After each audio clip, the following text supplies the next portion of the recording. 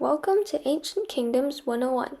Today we're diving into the ancient worlds of the Kingdom of Kush and the Silla Kingdom to discover how the presence of their female rulers left varying degrees of impact on their societies, which in turn reveals some of their civilization's views on gender and power.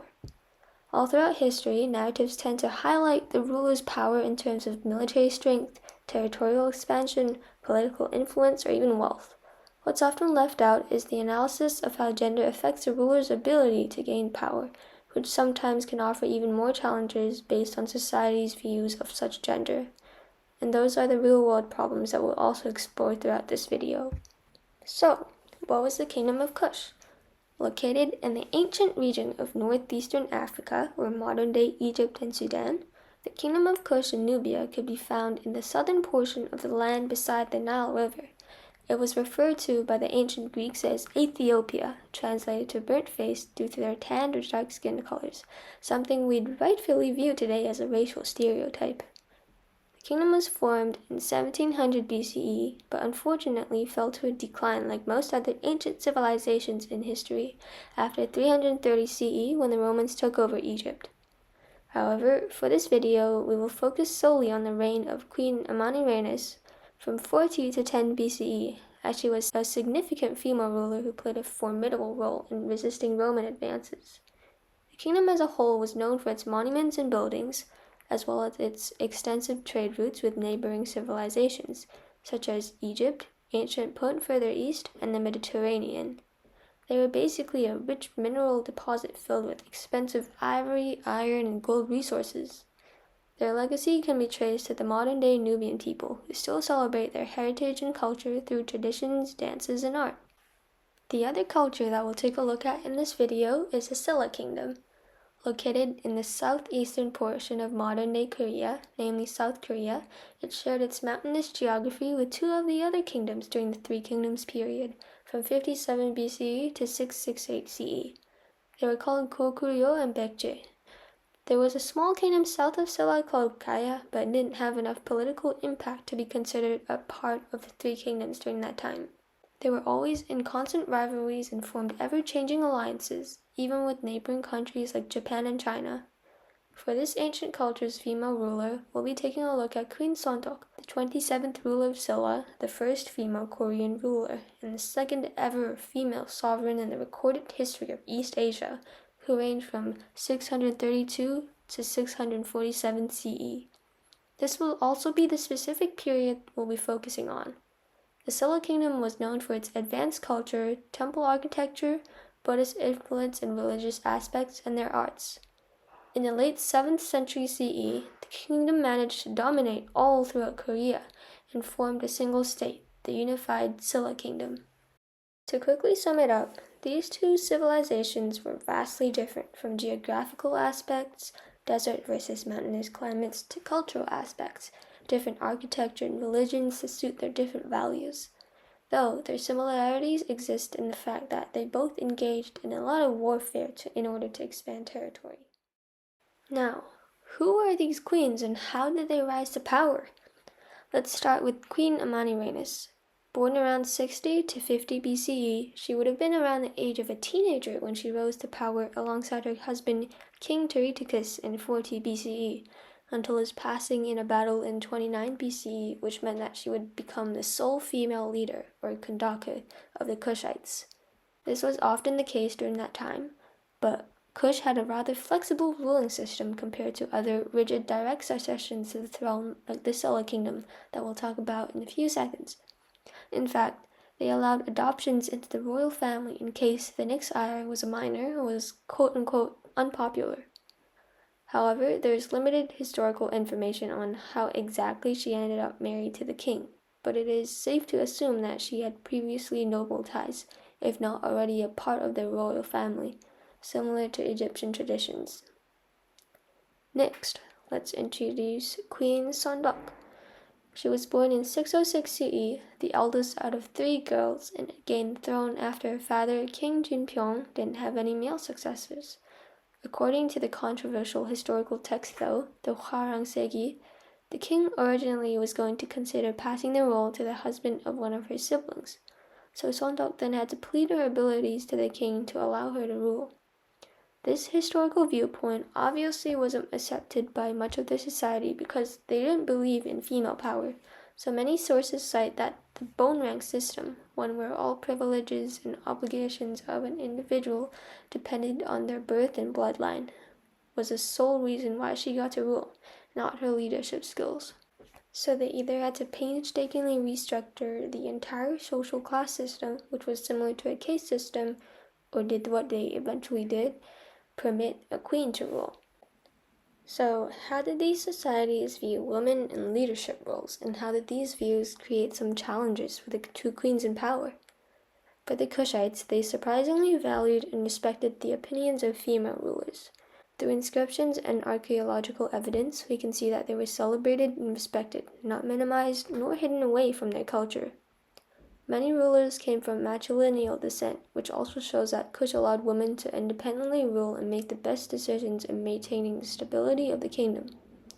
Rather than challenges from gender discrimination or rivals, her main roadblock was defending Kush against Roman expansion, which we'll discuss later on in the video. She could have faced some internal conflicts though, when her young son, Prince Akinidad, was killed just a mere 4 years after her husband. If she failed as a leader, she most likely would have been forcibly removed from power, since ancient societies rarely gave second chances to powerful people. But that of course didn't happen. Moving on. As mentioned earlier, Queen Seondeok wasn't really favored by the aristocrats during her reign. She was the first female ruler in a heavily patriarchal society, and they were afraid that this would affect their status, being seen as weak by their neighboring kingdoms. In fact, a few days before her death, her highest court official, Bidam, set out to lead a rebellion against her and overthrow her government.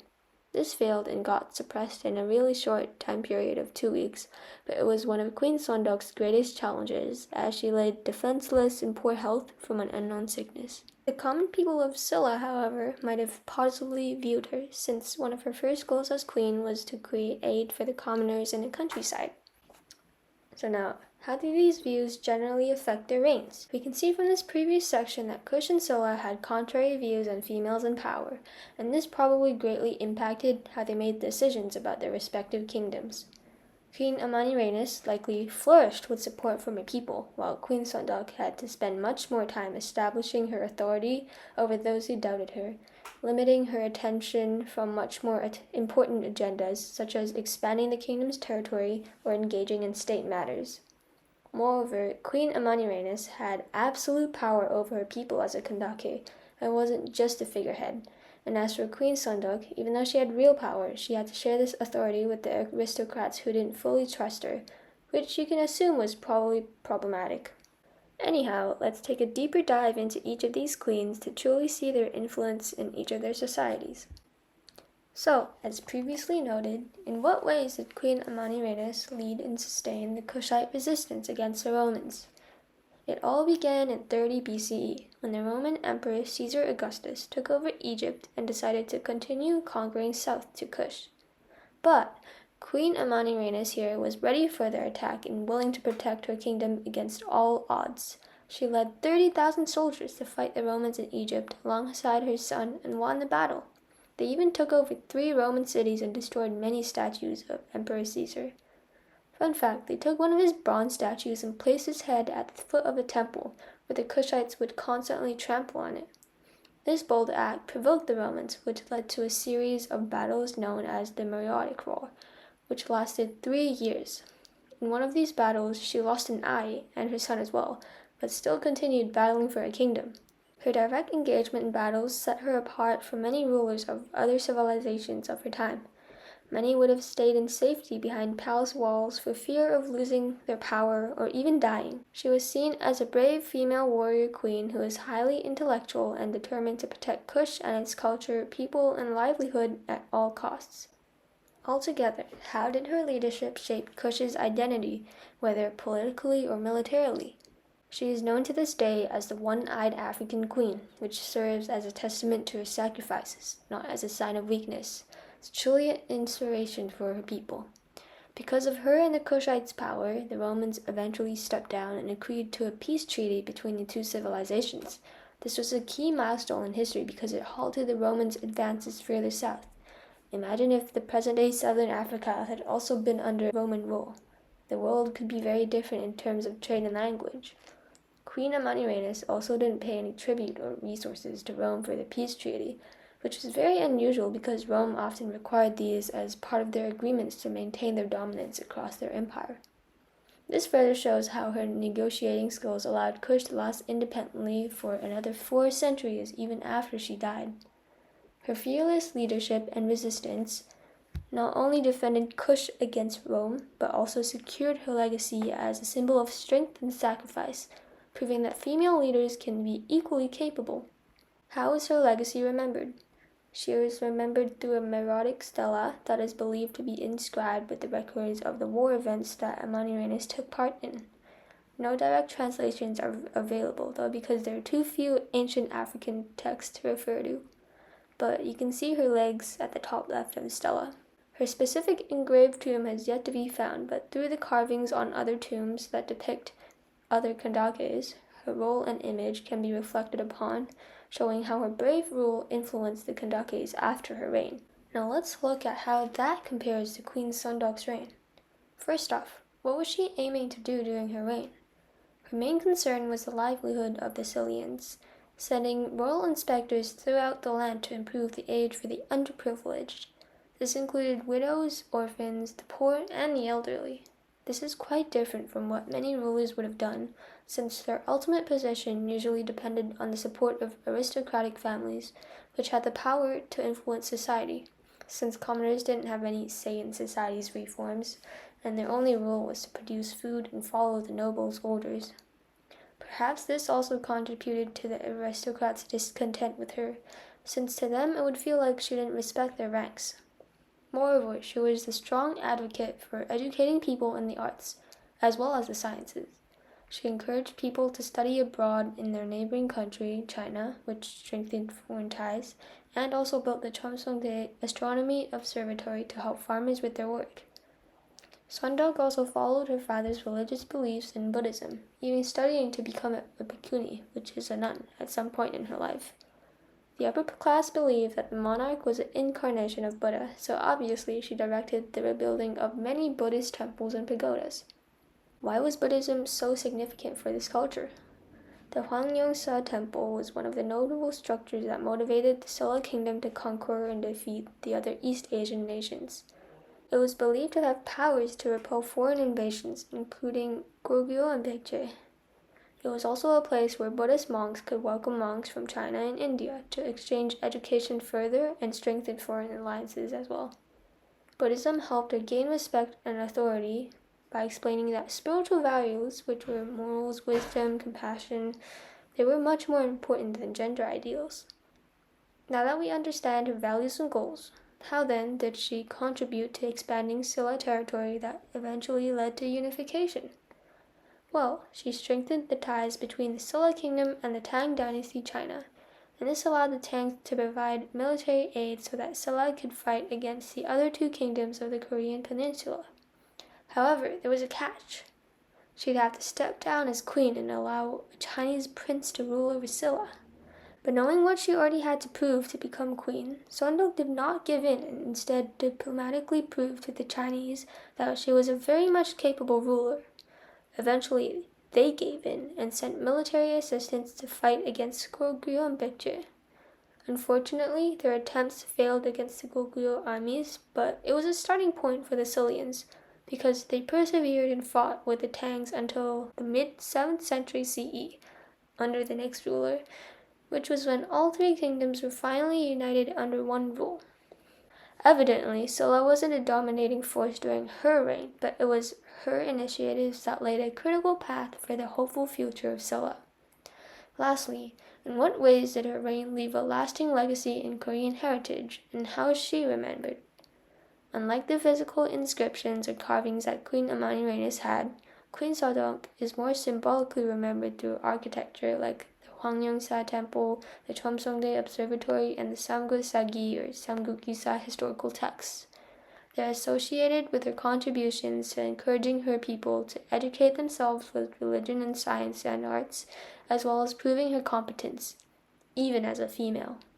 Interestingly, there's also a K-drama that dramatically depicts what her life was thought to be like, which helped attract interest from the Korean public to her inspirational story. Altogether, Queen Seondeok's legacy shines as a symbol of wisdom and resilience in Korea's cultural and historical identity. From a wider angle, how do their impacts compare? While Queen Amanirenas bravely defended her kingdom from powerful invaders through military resources, Queen Seondeok focused on flourishing the Silla kingdom through education and the arts. Their leadership choices were shaped by social ideals like external pressure from other civilizations, social hierarchies, and religion. Unlike Amanirenas, who followed a legacy of powerful kandakes, Queen Seondeok had more demands to prove her worth as a female ruler, which had many limitations since she was the first queen that her society had seen. Their legacies depended on how far along their societies had progressed by the time of their reigns and what resources they had. Inscriptions for Amanirenas and mainly literature for Seondeok. As we've seen throughout the journey into the ancient societies of Kush and Silla, we learned much more than simply about their historical timelines. We began by looking at their general geographic and cultural overviews, and delved into how each of the queens, Amanirenas and Seondeok, came into power. Together, their reigns reveal how leadership and success can come in many forms. We also examined how society's views either uplifted or restricted their reigns. Hopefully you learned about Queen Amanirenas' successful defense against Roman conquest and Queen Seondeok's cultural reforms that stabilized Silla during a chaotic time with much internal resistance, whose legacies can be remembered to this day through carvings or temples or literature or even pop culture. Why do any of these things matter? These queens' stories of shaping their kingdoms remind us that gender doesn't limit leadership, and that society can progress if there are bold enough people to step out and challenge set expectations. In today's world, many female leaders still face resistance in the form of gender discrimination, but we can be inspired by ancient queens throughout history to learn and build upon our knowledge and potential. We can reflect on how far we've come, but also how far, as a worldwide society, we still need to advance to give everyone equal opportunities in leadership. Anyhow, I hope you enjoyed this video, and thank you for watching Ancient Kingdoms 101. See you next time!